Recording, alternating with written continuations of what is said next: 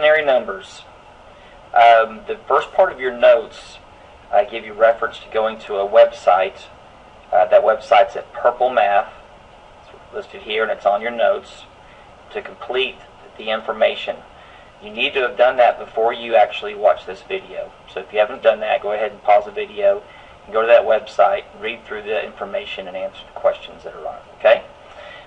If you've already done that, then let's go ahead and get started on our imaginary numbers lesson. Okay? Let's look at the first example. What we're going to do with imaginary numbers is we're going to simplify them just like we did with the radicals Miss Dalton did for you in yesterday's lesson. Okay? So what we're going to do is we're going to simplify the square root of negative 16. Now, negative 16, you can't take the square root of that, because if I do 4 times 4, that equals positive 16. And if I do negative 4 times negative 4, that also equals positive 16. So no number times itself is going to be negative 16. So we have to figure out how to handle that. And we'll do that with the imaginary number. So here's what I'm going to do. I'm going to rewrite this as the square root of negative 1 times 16. And now by our rules, we can change that to the square root of negative 1 times the square root of 16. Alright, now the square root of 16, that's easy. That's 4. And the square root of negative 1, what you just learned by going to that website, was that we call that I. So if I have I times 4, we're just going to call it 4I. So that's how I simplify this. Alright? And there's my answer. That's the simplified form. Okay? Let's try another one. Okay, the square root of negative 27.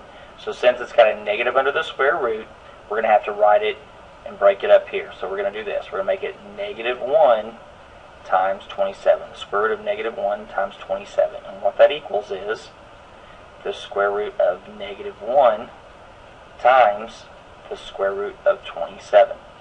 Now the square root of 27, we can simplify that. It's not a perfect square, but if I break down 27 into prime factors, alright, I'll have 3 times 9, and that 9 is 3 times 3. So I got 3, 3, and 3. Now remember, if we have 2 of those, we can put them together. So I'm going to have the square root of negative 1 times the square root of 3 squared. That's going to take the first 2, and then I have that extra 3 there, times 3. So I have the square root of negative 1 times the square root of 3 squared times the square root of 3. Now, the square root of 3 squared, that just becomes, if you remember from yesterday, that just becomes 3. The square root of negative 1, what we learned from our notes a while ago, is that's just going to be I. And the square root of 3, that's simplified, so we just leave it there. So that simplifies down to 3I times the square root of 3. Okay? Alright, we got one more. Let's go ahead and try it. This last example is negative 6 times the square root of negative 24. So what we're going to do is, whatever we get from here, we're going to multiply it by negative 6. Alright? So I want you to take just a moment and try to simplify the square root of negative 24 on your own. So we'll have negative 6 times whatever you come up with. Okay? So pause the video, go ahead and do that, and then turn it back on.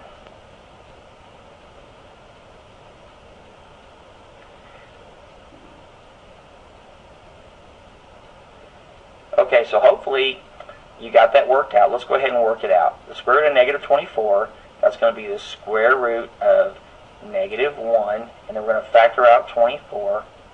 So that's going to be 2 and 12. 12 is 2 and 6. 6 is 2 and 3. Okay, so we've got, I'm going to put the two 2's together. So I'm going to have times 2 squared. And then I have this 2 left over, and this 3 left over. So that's going to be negative 6 times the square root of negative 1 times the square root of 2 squared times the square root of 2 times the square root of 3. Okay? Now, the square root of 2 squared, that's just going to be 2. The square root of negative 1, that's going to be our I. And these two cannot be simplified any further, so we're going to bring them back together and do the square root of 2 times 3, which is just the square root of 6. And negative 6 there. So this becomes the square root of 6. So when I look at all this together now, negative 6 times 2 is negative 12. I've got my I, and then times the square root of 6. And notice we always put the I in front of that radicand, okay? In front of the radical symbol. Alright? Hopefully that made sense. Go ahead and submit your WISC, and we'll see you in class.